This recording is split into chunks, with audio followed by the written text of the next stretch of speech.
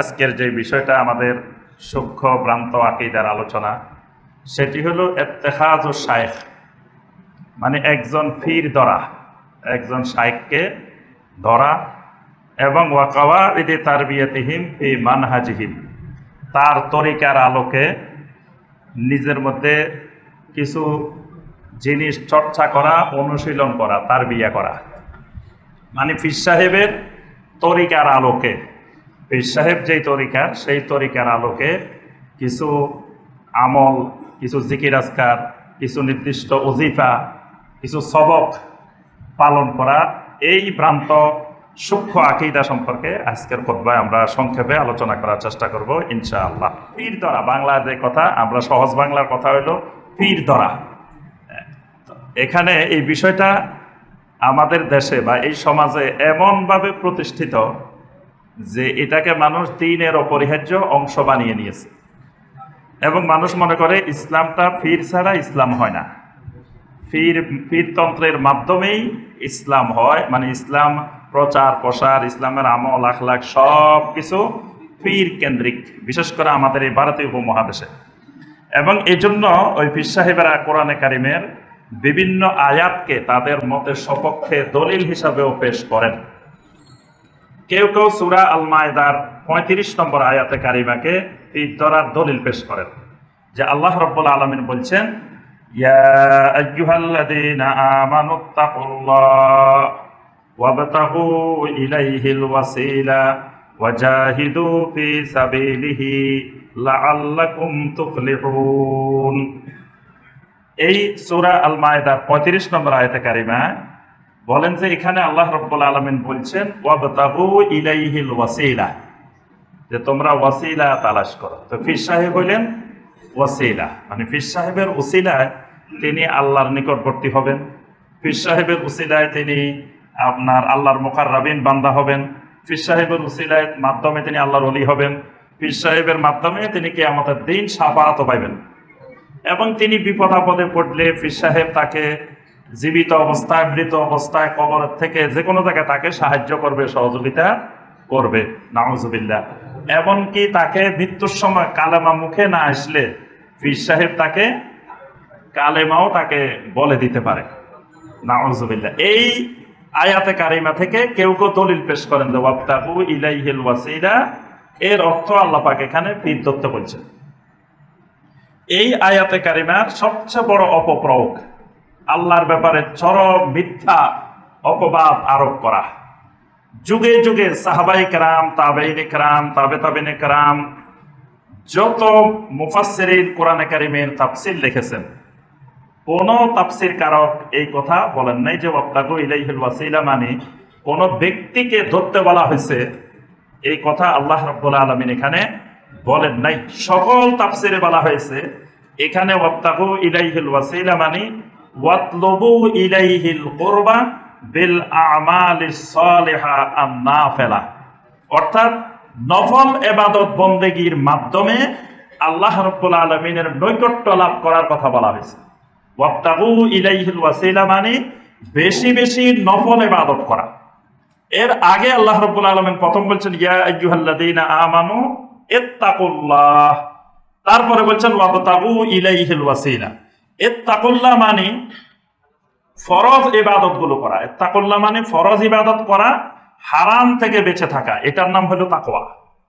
আল্লাহ রাব্বুল আলামিন বলতেছেন তুমি সফল হইতে হইলে শুধু ফরজ ইবাদত করলা আর শুধু হারাম থেকে বেঁচে থাকলে এতটুকু যথেষ্ট নয়, তুমি এর পাশাপাশি খালি ফরজ ইবাদত করে বসে থাকিও না, পাশাপাশি তুমি নফল ইবাদত করো।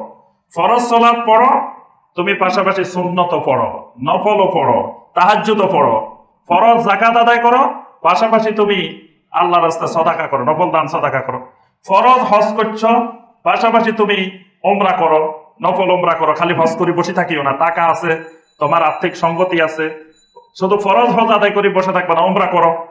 ঠিক এইভাবে প্রত্যেকটি ইবাদতের ফরজের পাশাপাশি নফল ইবাদত বেশি বেশি করা, এটাকে আল্লাহ রাব্বুল আলামিন বলছেন ওয়াবতাগু ইলাইহিল ওয়াসিলা। কিন্তু এটাকে আমাদের সমাজে বানাই ফেলছে যে উসিলা ধরা, এবং পীর সাহেবকে উসিলা ধরা। এই পীর সাহেবকে উসিলা ধরা এটা শিরক। কেউ যদি কোনো পীর সাহেবকে উসিলা মনে করে, এটা হবে কি? শিরক। নবী সাল্লাল্লাহু আলাইহি ওয়াসাল্লাম মক্কার মুশরিকদেরকে জিজ্ঞাসা করেছিলেন, তোমরা এই সমস্ত বাতিল মাবুদকে কেন তোমরা ইবাদত বন্দেগী করো, তাদের পূজা অর্চনা করো, তাদের সাথে তোমরা সম্পর্ক কেন গড়ে তুলছো? তখন তারা উত্তরে দুইটা জবাব দিয়েছে। একটা জবাব আল্লাহ রাব্বুল আলামিন সূরা আজ-জুমারের 2 এবং 3 নম্বর আয়াতে আল্লাহ পাক বলছেন, ওয়াল্লাযীনা ইত্তাখাযু মিন দুনিহি আউলিয়া মা না'বুদুহুম ইল্লা লিয়ুকাররিবুনা ইলাল্লাহি যুলফা। ওয়াল্লাযীনা ইত্তাখাযু মিন দুনিহি আউলিয়া, যারা আল্লাহ রাব্বুল আলামিনকে বাদ দিয়ে অন্যান্য মাবুদদেরকে আউলিয়া বানিয়ে নিয়েছে, তাদের অভিভাবক বানিয়ে নিয়েছে, তাদের বন্ধু বানিয়ে নিয়েছে। কেন বানাইছে? বানানোর উদ্দেশ্যটা কি? মা না'বুদুহুম ইল্লা লিয়ুকাররিবুনা ইলাল্লাহি যুলফা। তারা বলতো আমরা এদের ইবাদত এই কারণেই করি, তারা আমাদেরকে আল্লাহর নিকটবর্তী করে দিবে। নাউজুবিল্লাহ। তারা বলতো যে আল্লাহ কি আমাদেরকে চিনে নাকি? আল্লাহ কয়জনেরই চিনে? কোটি কোটি আল্লাহর বান্দা, আল্লাহ সবারই চিনে নাকি? এই যে নদ্দা এলাকায় ঢাকা শহরে এত কোটি লোক বসবাস করে, কয়জনের আল্লাহ চিনে? নাউজুবিল্লাহ। আল্লাহ কয়েকজন আছে, এরা আল্লাহর মুকাররাবিন, আল্লাহর খাস বান্দা। আল্লাহ শুধু তাদেরকে চিনে, তাদের সাথে আল্লাহর সম্পর্ক। তাহলে তুমি আল্লাহর সাথে সম্পর্ক করবা, তুমি যদি তাদের সাথে সম্পর্ক না করে যাও সরাসরি গেলে, তুমি আল্লাহর মুকাররাবিন হইতে পারবা না। এটা মুশরিকদের শিরকি ধারণা। মাখলুকের উপরে আল্লাহকে মাখলুকের উপরে কিয়াস করা, এটা শিরিক। দেখবেন যত শিরিক আছে সব শিরিকের তলা খুঁজতে গেলে খুঁজতে খুঁজতে খুঁজতে খুঁজতে যখন তলা নিতে যাবেন, মূল ঘটনা হইল আল্লাহকে মাখলুকের উপরে কিয়াস করে বসে আছে, মানে মাখলুকের মতো মনে করে বসে আছে। শিরিকের উৎপত্তি হয় এই জায়গা থেকে। আমি এখন বাসা থেকে আসতে আসতে গাড়ির মধ্যে কিছু আলোচনা শুনতে শুনতে আসছি। আমি যখন সময় পাই শোনার চেষ্টা করি, যে আসলে আমারও তো ভুল হইতে পারে, তাহলে ভুলগুলো যদি অন্য আলেমদের আলোচনা শোনার দ্বারা সংশোধন হয়। তবে খেয়াল রাখতে হবে, সবাই এই কাজ করা যাবে না। এই কাজ সবাই করা যাবে। আপনি যদি মনে করেন যে আমি সবার আলোচনা শুনবো, যেটা ভালো সেটা গ্রহণ করব, যেটা খারাপ সেটা গ্রহণ, তা আপনি ভালো খারাপ বুঝতে তো আপনার আলোচনা শোনার দরকার নাই। আপনি ধরতে পারবেন না কোনটা ভালো কোনটা খারাপ। যারা ওলামায়ে কেরাম, যারা ধরার মতো কিছু জ্ঞান আছে, তারা ওই শিরিক গুলো বেদাত গুলো চিহ্নিত করার জন্য তারা শুনবে, জনগণকে সতর্ক করার জন্য শুনবে। এটা এলেম নেওয়ার জন্য কোন বেদাতের কাছ থেকে কোনো আলোচনা শোনা যাবে না, টোটালি বন্ধ করতে হবে। বেদাতের আলোচনা, বেদাতের সোহবত, বেদাতের সাথে উঠা বসা, এটা পরিত্যাগ না করলে কখনো সুন্নতের উপরে চলা সম্ভব হবে না। তো একজন আলোচনা করতেছেন, ইন্ডিয়ার মেদিনীপুরের একজন, তো আলোচনা করতেছে যে আল্লাহ রাসূল সাল্লাল্লাহু আলাইহি ওয়াসাল্লাম হাজির নাজির, নবী সাল্লাল্লাহু আলাইহি ওয়াসাল্লাম সব দেখেন এবং সব জায়গায় হাজির থাকেন। তো দলিল কি? উনি জনগণকে বুঝাইতেছেন যে দেখো, যে এখানে কলকাতা কোর্টে তোমার বিচার হবে। তো একজন গ্রামের মধ্যে এক লোক আরেক লোকের মাথা ফাটায় ফেলছে। এখন 3 জন সাক্ষী গেছে ওখানে। একজন সাক্ষী গেছে, সে বললো যে অমুক অমুকের মাথা ফাটাইছে। জজ জিজ্ঞেস করলো যে তুমি সেখানে ছিলা, তুমি শুনছ? কয় না, আমি ছিলাম না, শুনিও নাই, শুনলাম না, হাজিরও ছিলাম না, দেখিও নাই। তো তোমার সাক্ষী বাতিল, যাও। জজ তাকে বের করে দিছে। আরেকজন আসে বলতেছে যে অমুক অমুকের মাথা ফাটাই দিছে। তো জিজ্ঞাসা করতেছে তুমি কি দেখছো, তুমি সেখানে ছিল? আমি সেখানে ছিলাম, তবে আমি অন্ধ মানুষ, দেখতে পারিনি। আচ্ছা, এও বাতিল। জজ বলছে বাইর, কিছু সাক্ষী দিতে আসছো, তুমি দেখো নাই। আরেকজন আসছে শেষে, সে করতেছে অমুক অমুকের মাথা ফাটাইছে, আমি সেখানে ছিলাম, আমি সরাসরি দেখছি। কয় এবার তোমার সাক্ষী ঠিক আছে। নবী সাল্লাল্লাহু আলাইহি ওয়াসাল্লাম উম্মতের ব্যাপারে সাক্ষ্যদাতা হইবেন। আল্লাহ পাক বলেন ওয়া কাযালিকা জাআলনাকুম উম্মাতান ওয়াসাতাল লিতাকুনু শুহাদা আলান নাস ওয়া ইয়াকুনার রাসূলু আলাইকুম শাহীদা। রাসূল হবে তোমাদের উপরে সাক্ষী। তো রাসূল যদি না দেখে, রাসূল যদি সেখানে হাজির না থাকে, তো সাক্ষী কেমনে দিবে? এই যে দেখেন, এই শিরিকের গোড়া কোথায়? আমি তখন চিন্তা করলাম যে শাইখুল ইসলাম ইবনে তাইমিয়া রাহিমাহুল্লাহ যে শিরিকের গোড়া উৎসস্থল যেগুলো বর্ণনা করছেন, 1 নম্বরে বলছেন বান্দা যখনই আল্লাহ রাব্বুল আলামিনকে বান্দার উপরে কিয়াস করবে, তখনই শিরিকের মধ্যে ডুবে যাবে। নবী সাল্লাল্লাহু আলাইহি ওয়াসাল্লামের সাক্ষীকে ওই জজ কোর্টের সাক্ষীর সাথে তুলনা করতেছে। আল্লাহ রাব্বুল আলামিনের বিচারকে ওই দুনিয়ার জজের বিচারের সাথে তুলনা করতেছে। এটাই শিরিকের মূল উৎপত্তি স্থল। আল্লাহ রাব্বুল আলামিনের যে বিচার, কোটি কোটি কোটি মানুষের বিচার এক মুহূর্তের মধ্যে হয়ে যাবে। সুবহানাল্লাহ। ওয়াল্লাহু সারিউল হিসাব। আল্লাহ হলেন অতি দ্রুত হিসাব গ্রহণকারী। আমাদের দেশে অল্প কয়টা মামলা, তাও তো বছরকে বছর জট হয়ে আছে না? হাজার হাজার মামলা বছরকে বছর জট ধরে দিছে। আর আল্লাহ রাব্বুল আলামিন অল্প মুহূর্তের মধ্যে কোটি কোটি আদম আলাইহিস সালাম থেকে কিয়ামত পর্যন্ত সব মানুষের বিচার শেষ করে ফেলবেন। তো এই বিচার আর এই বিচার এক নাকি? এই জজ, এই বিচারপতি কারা অপরাধ করছে দেখে নাই, সাক্ষী প্রমাণের ভিত্তিতে কাজ করে। কিন্তু যে আল্লাহ রাব্বুল আলামিন বিচার করবেন, উনি সরাসরি সব দেখছেন। ওনার কিচ্ছু দরকার নাই, আল্লাহর বিচারের জন্য তো সাক্ষীও দরকার নাই, কিছু দরকার নাই। যিনি বিচার করবেন উনি সরাসরি দেখছেন। সুবহানাল্লাহ। তারপরেও আল্লাহ রাব্বুল আলামিন কিরামান কাতিবিন দিয়ে লিখে রাখছেন। আল্লাহ রাব্বুল আলামিন এই জগতের মধ্যেই এমন ব্যবস্থাপনা রাখছেন, আমার আপনার এগুলো ভিডিও হয়ে যাচ্ছে, এগুলো ক্যামেরার মধ্যে রেকর্ডও হয়ে যাচ্ছে। কেউ দেখতে চাইলে আল্লাহ রাব্বুল আলামিন কিয়ামতের ময়দানে তার সামনে ভিডিও আকারে দেখাবেন। সুবহানাল্লাহ। এত সাক্ষী, আল্লাহর বিচার আর এই বিচার এক। যখনই আল্লাহর বিচারকে বান্দার বিচারের মতো বুঝবে, তখনই শিরকের মধ্যে ডুবে যাবে। তো এই জন্য যে কথাটা আমরা বলতেছিলাম যে ওয়াবতাগু ইলাইহিল ওয়াসিলা, এটা হলো নফল ইবাদত বন্দেগীর মাধ্যমে আল্লাহর নৈকট্য প্রাপ্ত হওয়া, কোন ব্যক্তির মাধ্যমে না। তাহলে এটা একটা দলিল। আবার কেউ কেউ দলিল পেশ করেন সূরা আল কাহাফের 17 নম্বর আয়াত। আল্লাহ রাব্বুল আলামিন বলছেন, মাইয়াহদিল্লাহু ফাহুয়াল মুহতাদ ওয়া মান ইউদ্লিল ফালান তাজিদা লাহু ওয়ালিয়্যাম মুরশিদা। আল্লাহ যাকে হেদায়েত দেন সে হেদায়েত পায়। এখানে মূল আয়াতের অর্থ হলো মাইয়াহদিল্লাহু ফাহুয়াল মুহতাদ, আল্লাহ রাব্বুল আলামিন যাকে হেদায়েত দেন সেই হেদায়েত পায়। আর ওয়া মান ইউদ্লিল, আল্লাহ রাব্বুল আলামিন যাকে হেদায়েত দিবেন না, আল্লাহর শানে গোমরাহি করেন, প্রযোজ্য হবে না। এজন্য অর্থটা হবে ওয়া মান ইউদ্লিল মানে আল্লাহ যাকে হেদায়েত দিবেন না, ফালান তাজিদা লাহু, ওই ব্যক্তির জন্য তুমি খুঁজে পাবে না কাউকে ওয়ালিয়্যাম মুরশিদা, মানে আল্লাহ হলেন বান্দার ওয়ালি, আল্লাহ হলেন বান্দার মুরশিদ। দুইটা সিফাত আল্লাহ, ওয়ালিয়্যাম মুরশিদা, এই দুটাই আল্লাহ।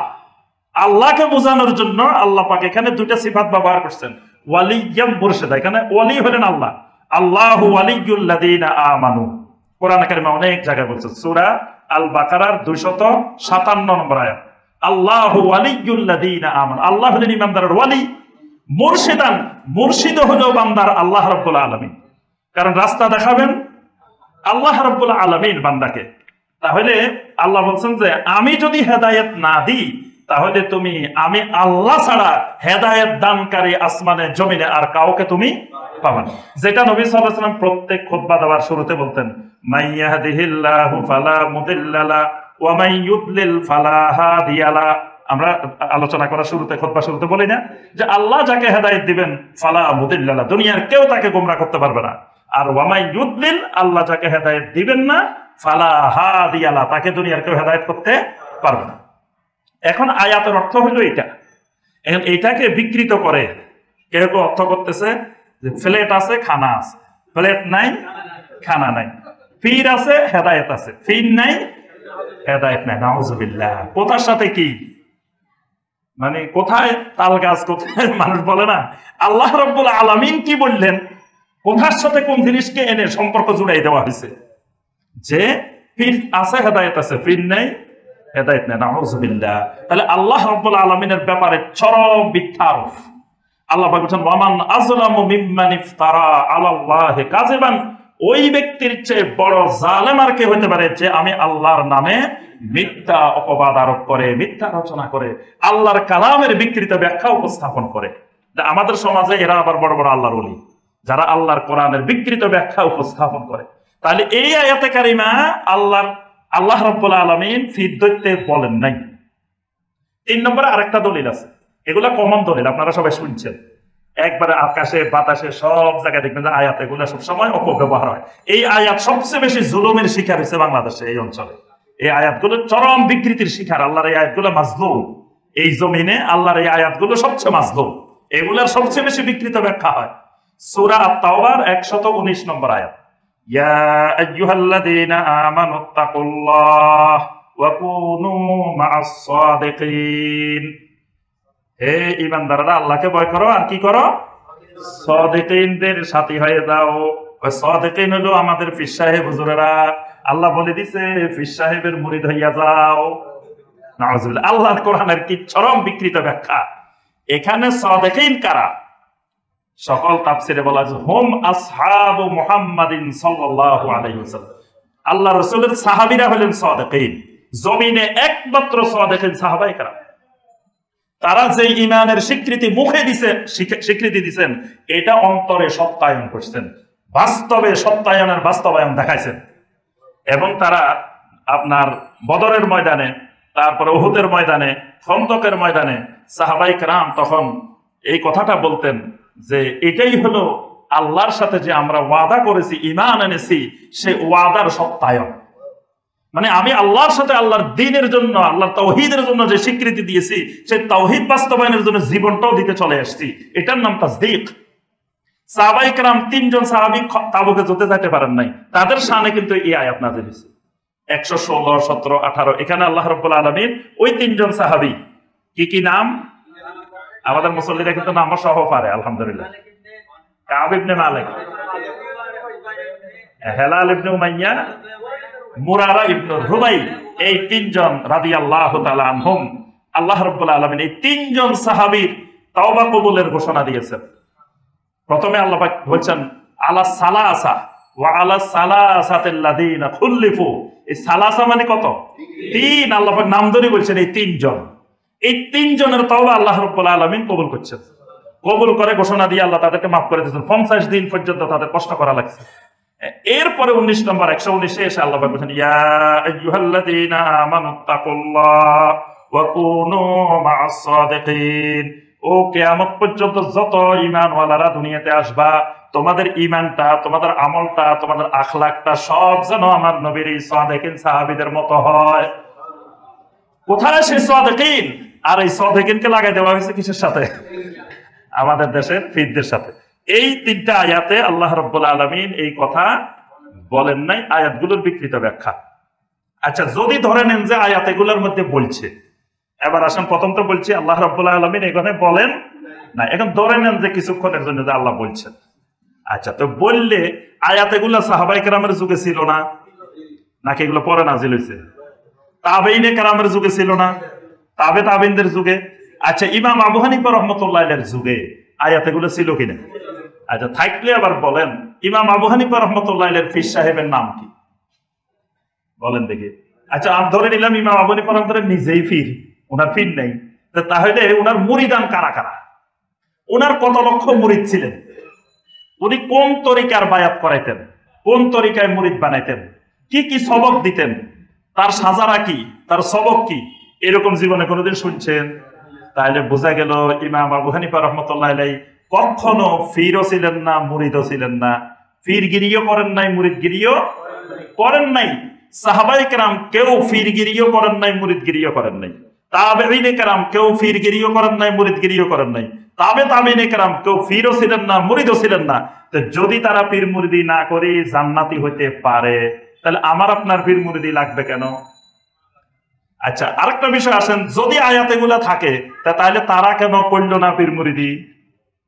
তাহলে তারা মনে হয় আয়াত এগুলো বুঝতে পারেন নাই, আমাদের বাংলাদেশের পীর সাহেবেরা বুঝছেন। ঠিক আছে, এটা বিশ্বাস করলে ঈমান চলে যাবে। তাহলে তারা অবশ্যই কোরআন কারীমের আয়াত এগুলো বুঝছেন। আচ্ছা, তো বুঝলে পীর মুরিদি করলেন না কেন? তাহলে তারা মনে করছে যে এখন আমল করার এত সময় নাই, এক সময় বাংলাদেশে এগুলোর আমল হবে। ওনারা আমল করার মানে সুযোগ পায় নাই, বুঝছে কিন্তু আমল করতে পারে নাই। কি এরকম হয়েছে? আল্লাহু আকবার। তারা কোরআন কারীমের আয়াত নাজিল হতে দেরি, আমল করতে দেরি করেন নাই। এমন কোন কোরআন কারীমের আয়াত নাই যে আয়াতের আমল সাহাবায়ে কেরাম করেন নাই। যদি কেউ বিশ্বাস করে সাহাবায়ে কেরাম এই আয়াতের আমল করেন নাই, তার ঈমান থাকবে না। তাহলে তারা আয়াতও বুঝছেন, আমলও করছেন, কিন্তু পীর মুরিদি করেন নাই। তার অর্থ হলো এই আয়াতে কারিমার মধ্যে আল্লাহ রাব্বুল আলামিন পীর মুরিদি করতে বলেন নাই।